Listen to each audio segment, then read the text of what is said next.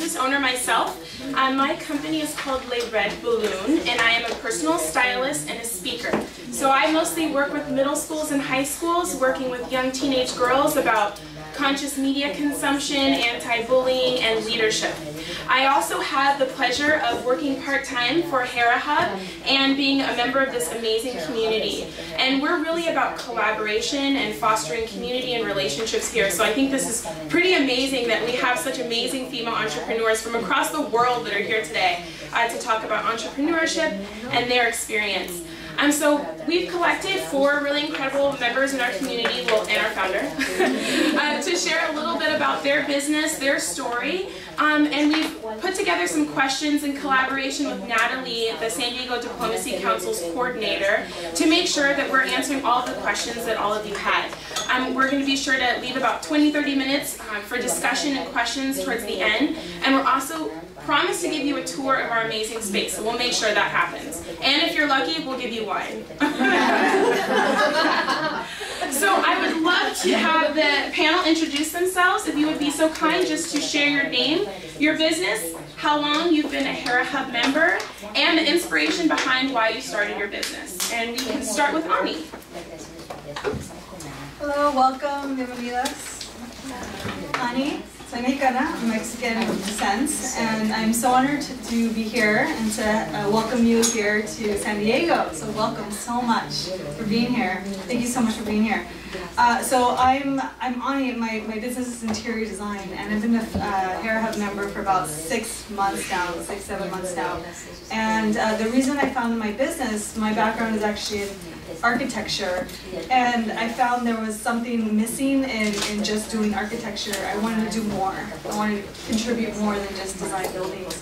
So I founded Bliss Interiors, and I decided to incorporate an element of how people can achieve their goals faster and easier through designing a space that supports them, and that container that creates a space that supports them in achieving their goals. Angela? Okay, hello everyone and welcome. My name is Angela and I'm the owner and founder of Miller Bookkeeping and Consulting Services, and I have been a member of Hera Hub for about 4 months or so.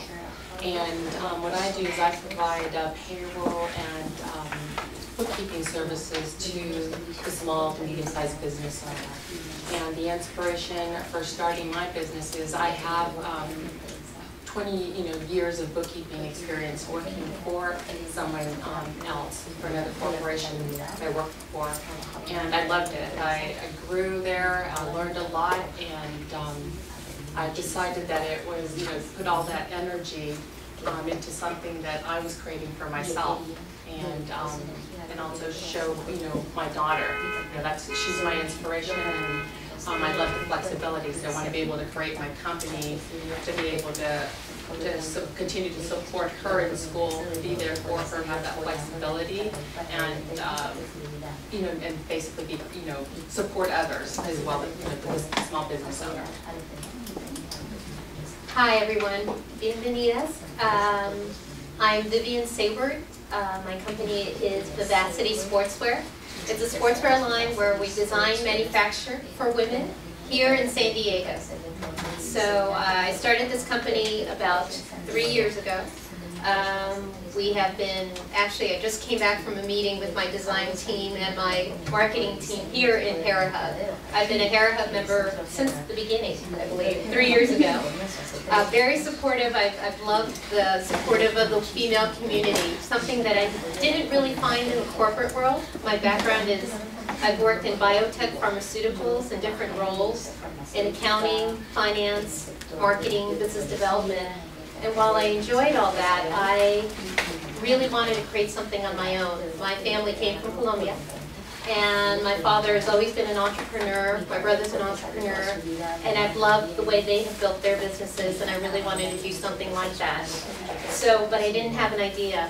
I've always been very active in different sports, and one day I started playing golf with my husband, who's a golfer. And I realized I couldn't find anything to wear. And he got so tired of me complaining all the time, or waiting for me to figure out something to wear, that he finally said, either do something about it or stop complaining. So that's what I did. And that's my inspiration here for Vivacity Sportswear. Hola. That's all I can say. Not true, not true. My name is Felina Hansen, and I'm the founder of Hera Hub. I started the business just a little under 3 years ago because I had a need. I had a small marketing business, and I worked from home. And it was great working from home sometimes, but not all the time. And so I really missed a sense of community. I missed being able to collaborate with other people and finding the opportunity to have a professional space to host a meeting besides in a coffee shop. And also I did a lot of teaching and training, and so I wanted a place where I could actually give a workshop, a class, a networking event, get people together in community. And so I would say, you know, one thing here in the United States, we need to value family, I think, a little bit more than we do, and so we isolate ourselves a lot. Instead of living close to family, we move all the way across the country by ourselves, and we don't know anybody. And when you're trying to start a business and you don't have support and community and family, it's very difficult. But that's kind of how we operate here. And so what I like about building community is we're getting back to the way we used to live, the way we used to create that community and connection and collaboration and helping each other. And really, to grow a business, you need that support and you need that community. So that's why I built the company.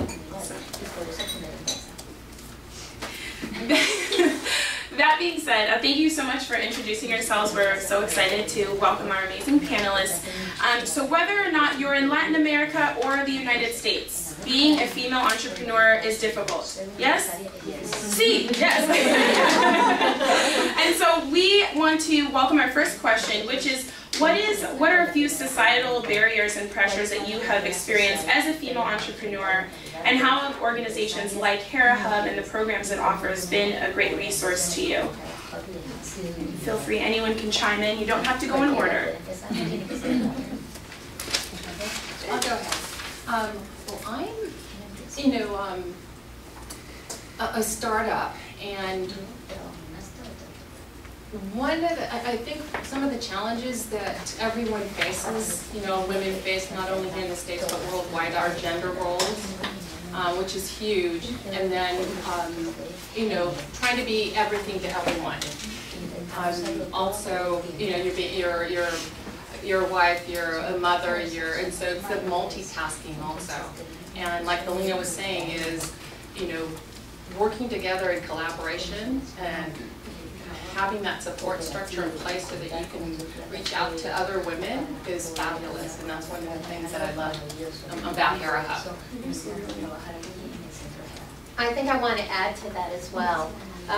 When I worked in a corporate environment, I never had a female mentor. All my mentors were always men.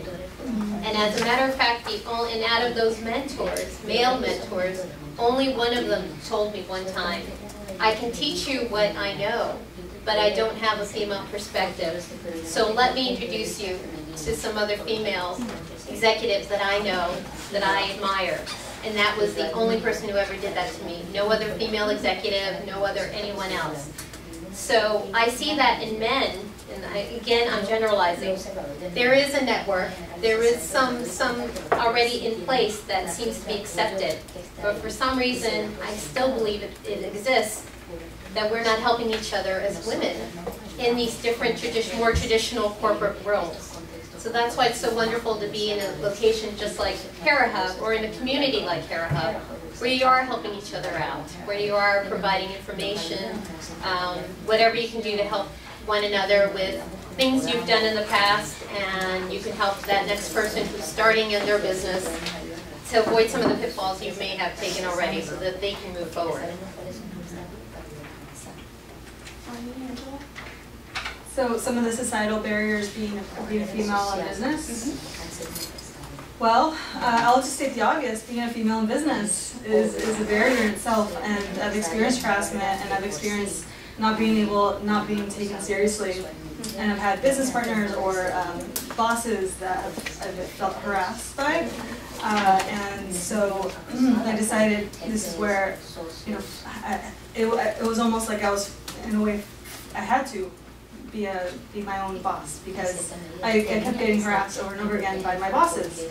So I decided to see that as a learning opportunity to be more empowered and to support myself around supportive women. Like, this community has been amazing for me. And so I'm so grateful. I'm getting emotional just thinking about it, because I'm so grateful for it. It has a huge impact on my life and on my business, being a member here. So I'm very grateful. Bonnie, you're going to make the whole room cry. So this is no surprise to the women in the room, all of us, that we are collaborative creatures just by nature. And so that being said, I'd love it if the panelists could share an experience that you have all had collaborating, whether it was on a project, an idea, or on a business, or on your business, and how that has really helped you. I'll go first, because collaboration happens at every moment. Collaboration, part of it for me is getting feedback. What works, what doesn't work, what do you need? Hera Hub really is a platform for female entrepreneurs, and we hear every week, I need this, I need support. I just had a conversation with a couple of my members earlier this week, and they're frankly, even though they're feeling like they're within the community and they're getting support, they're missing having a team member, because a lot of our members are solopreneurs, meaning they work for themselves by themselves. They don't have employees. So it might be a CPA or an attorney or a marketing consultant, people that they're not looking to have a huge company with 1,000 employees. They want to do what they love, provide for their family, have fun doing it, and that's what they're looking to do. And so we continue to look at ways of how can we make sure that we're fostering that opportunity for them to really connect with each other, get to know each other. So we're continuing to build programs. We're launching a new program here in the next couple weeks called Power Partners. So it's a combination of a mastermind group as well as a referral group. For certain types of businesses, if you're a health insurance agent or broker, you know, if you're a social media strategist, if you're a financial planner, there's an opportunity to share ideas with other women and actually really focus on who can I send your way as a client and who can work with me. And so we continue to develop programs every single week, new things that come up that needs in the market that we're filling, so to speak. And the way we additionally focus on collaboration is we listen a lot. So we hear what our members are saying. I need a bookkeeper. Okay, go talk to Angela. I need somebody to redesign my website. Go talk to Sarah. And so that's what we're like dating, you know, matchmakers, basically, but for business. So myself and then the 8 amazing women on my team, we're always listening.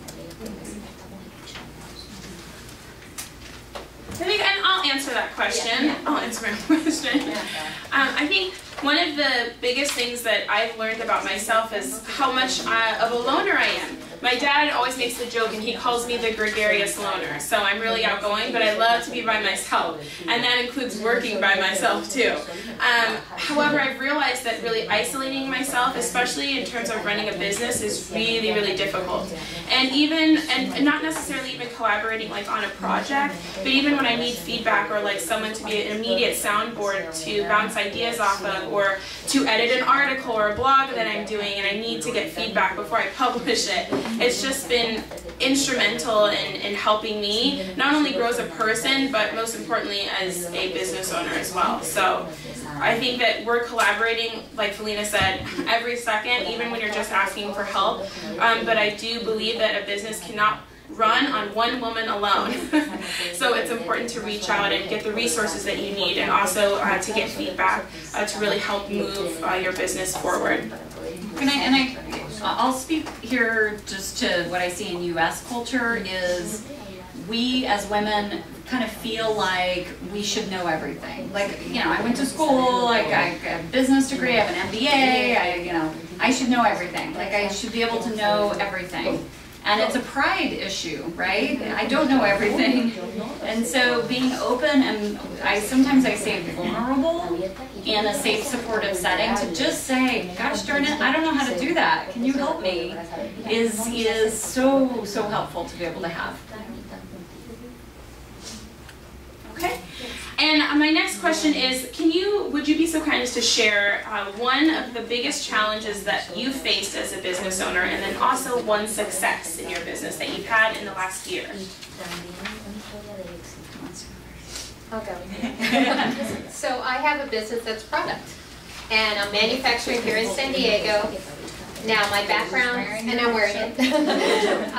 One of the things I've had to learn is I know what I like.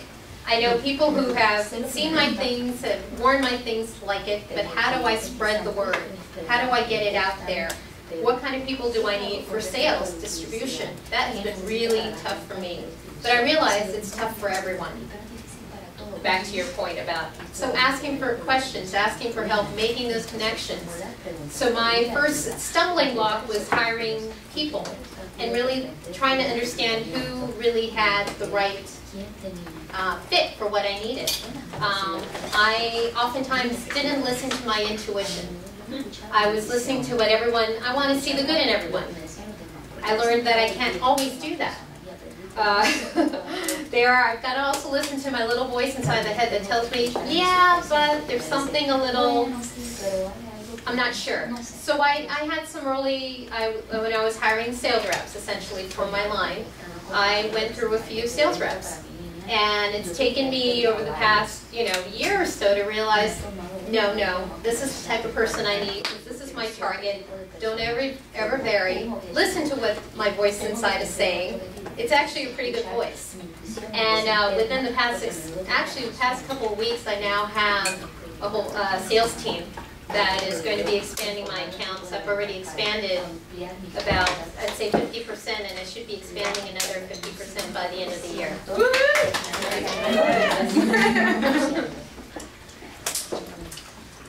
Sure. So one of the biggest challenges that I faced was having direction, and then being accountable to my goals. Because I had so many ideas, and they call it here, it's like a culture for entrepreneurs, they call it entrepreneur ADD, right? It's like you have so many ideas, you just want to do everything. So one of the biggest challenges I had was being really focused, laser focused, and getting things done in my business and having that move forward. And being here has been tremendous for the support and group meetings, weekly meetings with, there's this business buddies and different things like that, the resources and classes that are here within Hera Hub. And one of the biggest successes that I've had now is I've been able to hire a project manager, I have another design assistant coming along, and then I'm also interviewing for interns. So I've expanded already. So it's incredible once you just focus how much you can really get accomplished. And then bringing on team and having the network and the resources to really support you. So you focus on your strength and delegate your weaknesses. It's been instrumental. For me as a startup, and I think for any startup, is the education, having that education and that knowledge. And so what Hera Hub here provides is that continued education through collaboration, being able to reach out to people, whether it's through private Facebook page or weekly meetings that are put here. So it's fabulous to have that. So you have your idea or your style, whatever level or whatever area you're at in your business, you have that support here, and that's what I love about it. And so, as an example, maybe legal business forms that you're putting together, or like was mentioned earlier, you need some support with your website, or you need, whatever it may be within your business, in whatever industry, and the support structure is here, and that's what I love about it. So biggest challenge in my business has probably been securing commercial real estate space. So when you drive around San Diego, you're like, oh, there's a sign on every building. There must be tons of space, and they probably want my business. No. So the commercial real estate industry is very male dominated, and it took me 1 year to get this space, our first space. Now we have 3 spaces. But I kind of, number one, the business is sort of a new concept. It's like, think of it like a health club or a gym, but where people come and work instead of work out. So it's a membership model. It's different than many other businesses. And so I would go in and talk to the owner of the building, and they would go, what? What are you doing? I don't understand. And it's a new business, and so I have no track record, no financials, just projections, like here's what I could do. And they are taking a gamble because they have to put money into building out the space and making it the way I need it. And it was a challenge, so it literally took me 1 year to solidify my first lease and get the doors open. The second location, I thought, oh, this will be easy. I did it 1 year later. We opened the doors about 15 months after we opened the first location. I thought, oh gosh, this is going to be easy because I have one location, I can prove the model. Not so much. Because I hadn't been in business 2 years. And then I did a third location in North County, San Diego. All of them are in San Diego, and it got a little bit easier. So my hope is, every time I do it, it gets a little bit easier. My biggest success is, with a lot of support from our team, is taking the business model and duplicating it. So not only for us, but what we've done is we've franchised the business. So we went through the process. It took us about a year to take the business model and get everything out of my head and onto paper, and get everything out of everybody's head onto paper. So essentially, we're franchise approved in 32 states. And my goal is to support over 20,000 women with the launch and growth of their business over the next 5 years, not only here in the United States, but also around the world. My goal is to do that through 200 Hera Hub locations. So very, very excited about that, and thus far that's been my biggest accomplishment. We sold our first franchise agreement just about 6 weeks ago in Washington, D.C. So that will be our first franchisee, exactly. And as we say here, go big or go home. Yes. And so Natalie had shared with me that a big desire of this group is to really understand how and the best ways to utilize social media to connect with your desired audience, so social media and blogging. And so I want to open that question up to our panelists. How have you utilized social media in expanding your business and in building your brand awareness? Yeah, I'll chime in while you guys think about it, because we use it a ton, please. So there are a lot of social media channels, and sometimes it's overwhelming to know which channel, where should you be. The first question you need to ask yourself are, where are my customers? Okay? So if your customers are 45-year-old women or 55-year-old women, they're probably on Facebook, right? But if your customer is maybe, I would say, even more tech savvy and maybe a little younger, they maybe are more focused on Twitter, for example. And so you need to understand where your customer is, because those are the people you're trying to communicate with. So we use Facebook pretty extensively, and the way we use Facebook is not just asking people to like our page, but we post all of our events, the things that are happening here for the local community on that Facebook page. It makes it very easy to share that event, invite people to that event, and then when the event's over and we've taken pictures, we tag everybody that we know was at the event that maybe was a member. That shows up on their profile. Their friend sees that they were at XYZ event at Hera Hub. Oh, what's Hera Hub? And then they click on that and, you know, away they go. We use Twitter a lot to connect more with a global community. I look at Facebook as being a little more localized. Twitter we use more so to connect with people all over the world, and specifically we really use Twitter quite a bit, and Skylar's spearheading this, to reach out to journalists, writers for different media publications, that write about our industry or our type of business or female entrepreneurship, and we pay a lot of attention to them on Twitter. We will retweet what they're saying. We will write messages to them. We'll answer their questions. And so Twitter is a really, really powerful tool to meet new people that you would have never thought to meet before. I mean, Skylar reached out as an example. There's a magazine here in the US called Fast Company. I think it's got distribution outside of the US, but it's called Fast Company. It's a pretty popular business publication. Skylar reached out and asked if I could interview the publisher of the magazine, okay? This woman doesn't know me from Adam. I've just been following her on Twitter and paying her compliments on Twitter. And she said yes. So I'm going to interview her, probably do like a Google Hangout interview. And so it's positioning me as a resource for her and an opportunity for her to get exposure. And so the thought process behind social media is always give before you ask. Always offer help or support or information. Anytime I meet somebody, how can I help you? What can I do for you? I never, ever, ever say, you know, oh, here's my card, you should do business with me. No. How can I help you?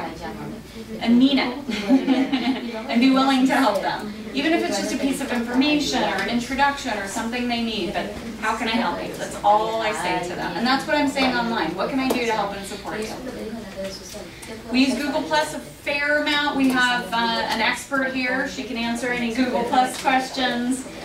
How many of you have used Google Plus? Okay, couple. Okay, I know everybody. It's the same answer. Everybody's like, I'm on it, but I don't know what to do with it. So Google Plus is important because it's Google, and if you're concerned about being ranked on Google, search engine optimization, so to speak, Google Plus obviously likes you more. If you're active on Google Plus, they like you more on Google.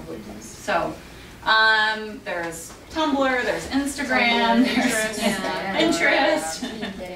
There's a million of them. So just find out where your customers are and focus on that. Ani brought up a great point. Focus is a huge challenge in entrepreneurship. Anybody in the room feel that? Hard to focus? Yeah, exactly, right? So many options. And there's so many things you could do with your business, new ideas all the time. It's important, same rules apply on social media. Focus. It's better to be really, really engaged on Twitter. If it's only Twitter, that's fine. If that's where your audience is, that's where your customers, just focus on Twitter. You don't need to be on every social media channel and drive yourself crazy. And to bounce, follow up after Felina, how many of you have friends on Facebook that are always like, look at me, look at how fabulous my life is, all the time? Some kind of, okay. The biggest thing that I've learned about social media from a business perspective versus like your private page is that it really isn't all about you. So posting your successes all the time, I mean, sharing your success with the external community is important, but what Felina just said is you really want to position yourself as an expert, as someone who's giving to the community, someone who's providing really good content. So that means, sharing inspirational quotes or sharing a really interesting article that your community would really enjoy and like to read. And the biggest thing that we do is called a call to action. So when you post something on Facebook, let's say for my business as a stylist, if I just posted my outfit for the day and said, this is where I bought everything. Well, okay, the most engagement I'm probably going to get is a like, and then there's no conversation. So it's important to say, what did you wear today? Or where's your favorite place to shop? To ask a question or to give them a call to action like, come and share your answer below this blog post here. And then that actually gives the user like something to do, and that's how you really get engagement and discussion on your Facebook pages. And not just Facebook, but a lot of other social media channels like Google+, and with Twitter as well. So not just putting it out there, but making sure that you're actually responding and asking people questions that they can respond to. One quick point for me, because again, I'm a product-based, so one of the big things I need to do is get everyone back to my website. So I can have all these different channels, and I've not done a good job yet. I first admit it. I've been all over the place with social media. Oh, I'll post here, and I'll do Twitter and Pinterest and this and this and that.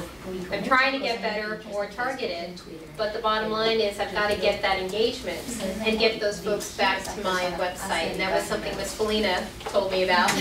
That makes perfect sense, and that's part of my strategy now. For me, as a startup, I'm in the process of putting all of that together, and because of my industry, LinkedIn is going to be a big one for me. Oh, that's a good one. Yeah, Very good point. I always forget about LinkedIn. I use LinkedIn extensively as well, but I almost don't. To me, LinkedIn is not very social, so I don't call it social media exactly, but it's a good point. Again, you need to find out who you're going to be targeting your message to. Yeah, absolutely. Who your target audience is.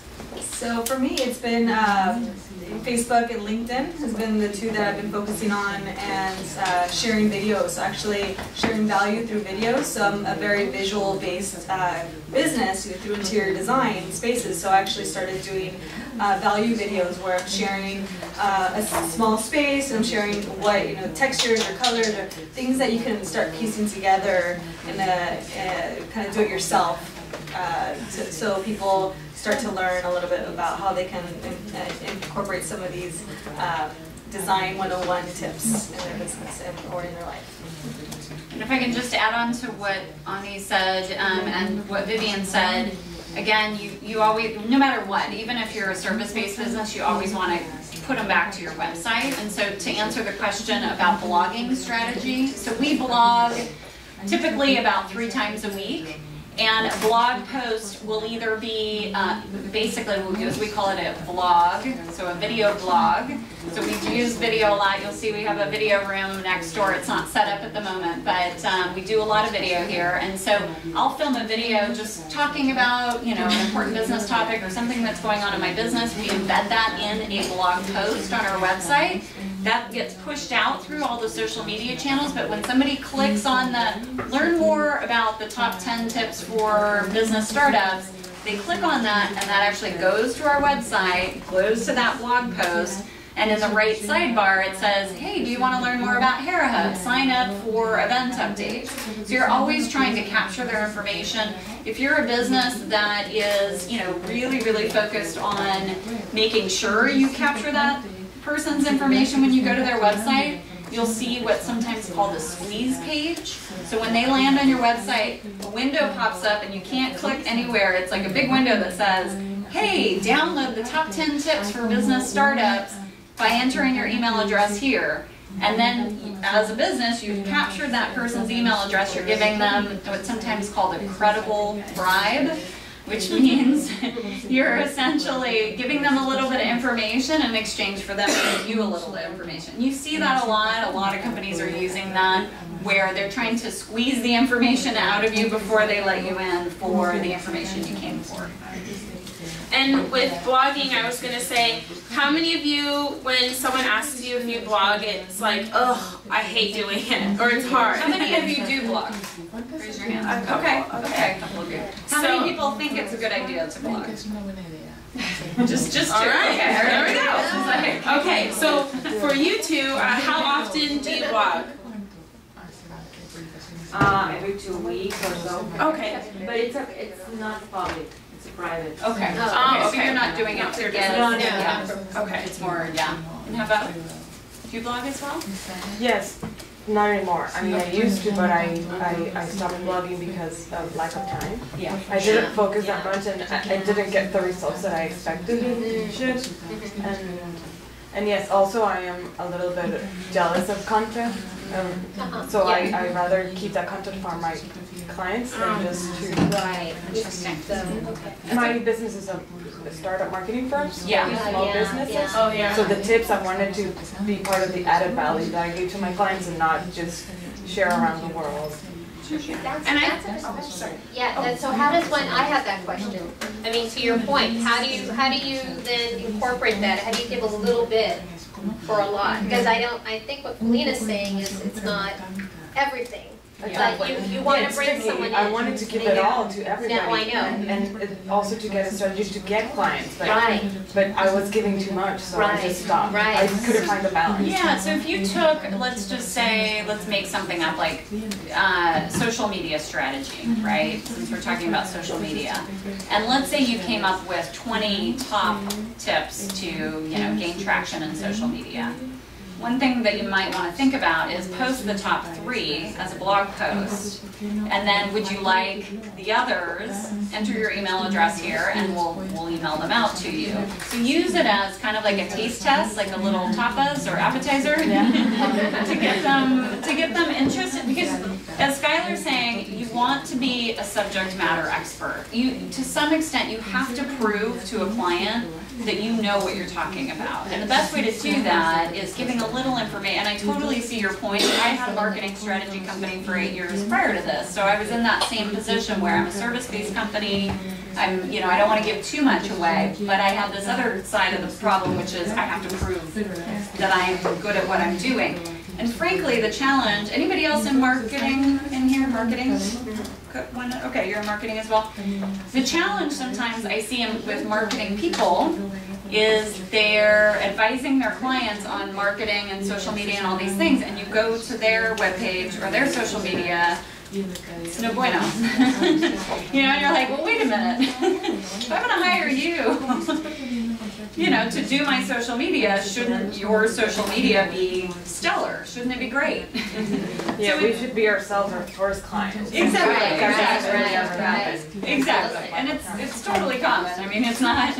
So it's interesting. Yeah. Just the fine line. And I think, and you do bring up a really interesting and important point too, is that, and I think Felina mentioned this earlier too, is that not every single social media channel is going to be right for you. So it does depend on your audience, but also like one of our marketing gurus that we have here, her name is Rebecca Tall Brown, and this is her saying that she gives to every business owner.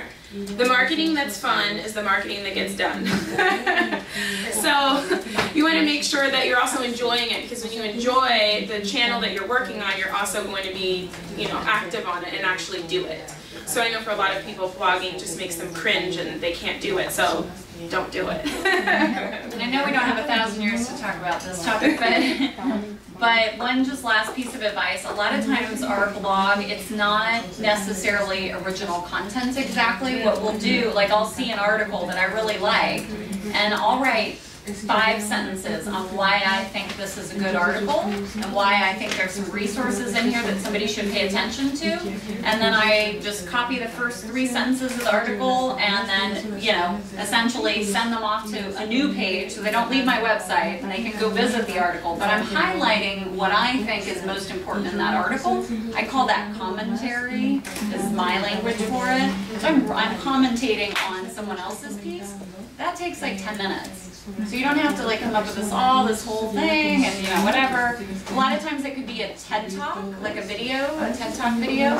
And again, I'm just going to comment on why I think it's great, and then I'll embed the video on my website, and then they can watch it. Questions? Just to highlight your point, that's a great thing to do in our country, because in our countries in Latin America, they don't have the culture of blogging or looking at articles. They just work and work and work. So as we become the source of content, as they filter everything through us, we have a huge value to take to them. Right.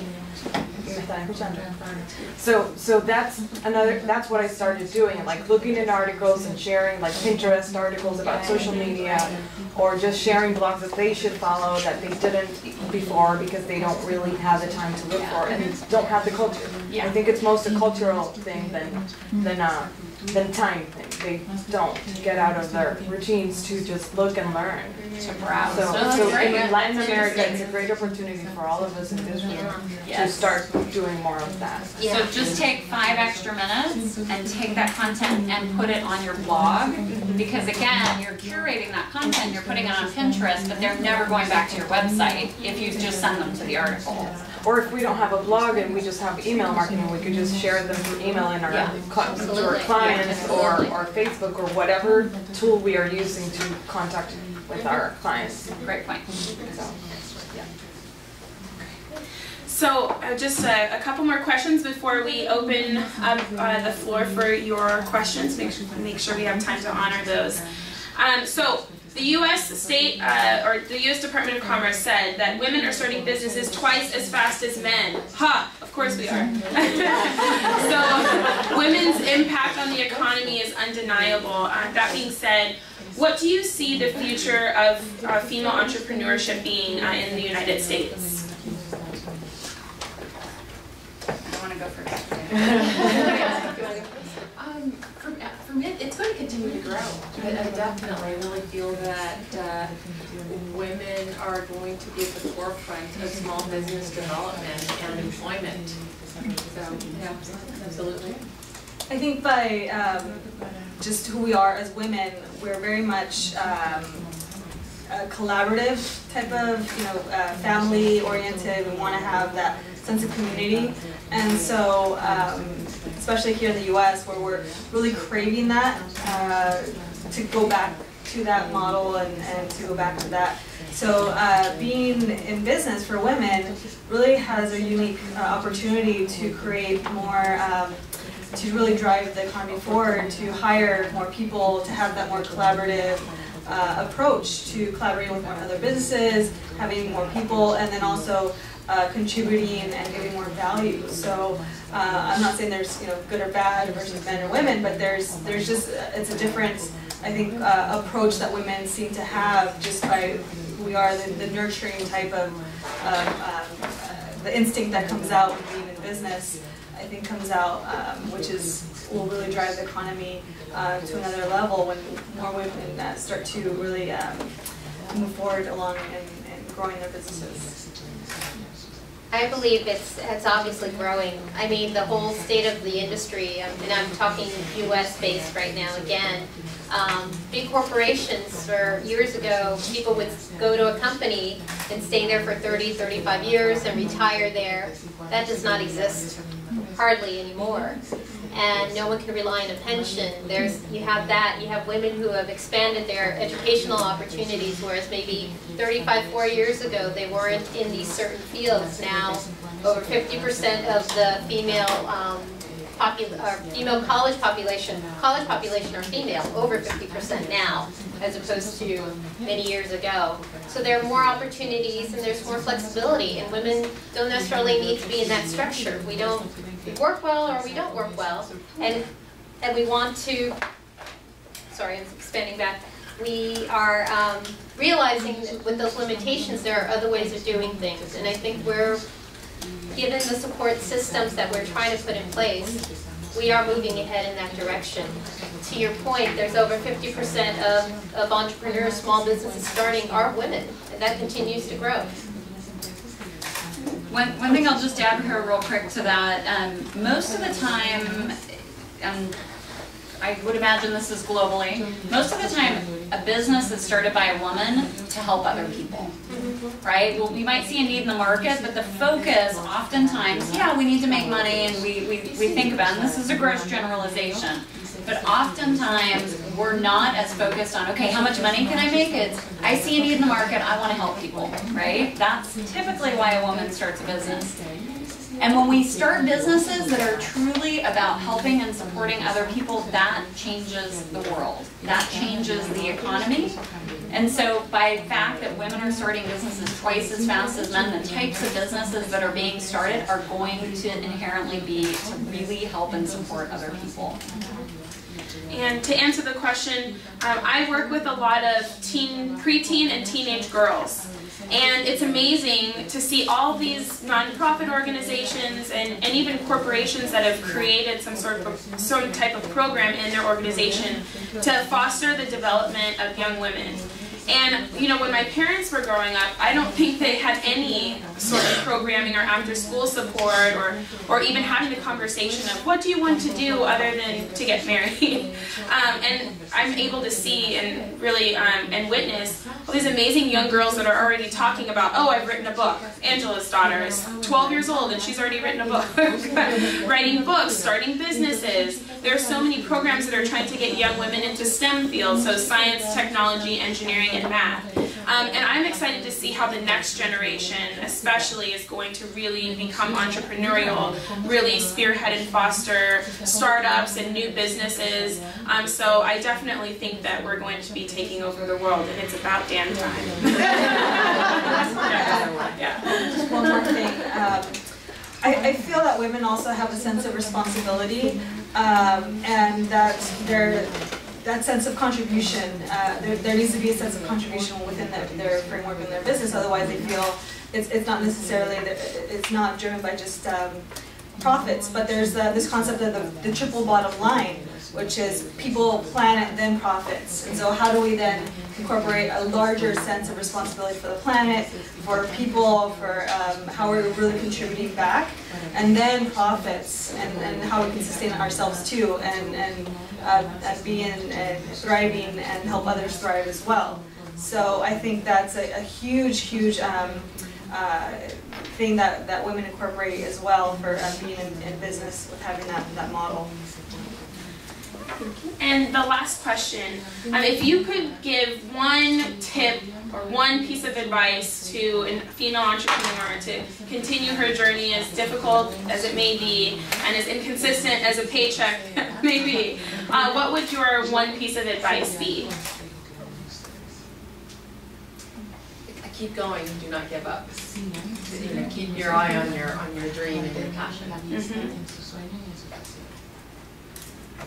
I would say ask for help, especially if you're women. A lot of times this sense of asking is actually quite difficult. So ask for help, know your weaknesses, and know your strengths, and focus on your strengths, and from there delegate weaknesses and ask for support when you need it, and don't be afraid of being vulnerable, and allow yourself to be in a position. They're saying this, this concept of vulnerability is now power. So allow yourself to be powerful by being vulnerable and asking and delegating weaknesses. I think number one is trust yourself. You really are much more powerful than you think, and you know a lot more than you think. I think that's really important. And I'll just add, set goals and set big goals. A lot of times I see women who will come in to start their business and they say, I just want to make as much as I made when I was in corporate. And that's okay. I'm not, because like not all our goals are to, you know, make millions of dollars, but when I say set goals, it doesn't have to be money based. I just mean challenge yourself, push yourself, write down the goals, share it with other people in your community so they can hold you accountable to those goals. But think big, don't play small. And I think I would say one of my mantras is that Rome and Oprah was not built in a day. So steadfastness and determination and passion, that's really what has made every single person that we talk about and read about a success. I think especially in US culture, one of the things that we love to celebrate is the story of the underdog. So, you know, someone who struggled for years and years and then was this overnight success and now they have their own show. And really, you know, we focus so much on the successes and skim over the struggles and the years and years and years it took for that specific entrepreneur, public figure to really kind of build their brand, build their business, and to become successful. So this is something that I'm taking to heart, and as I'm saying the words, I'm saying it to myself too. So I would just say, just to stick with it and to continue building, even if it's something small, it's still a step closer towards what you want.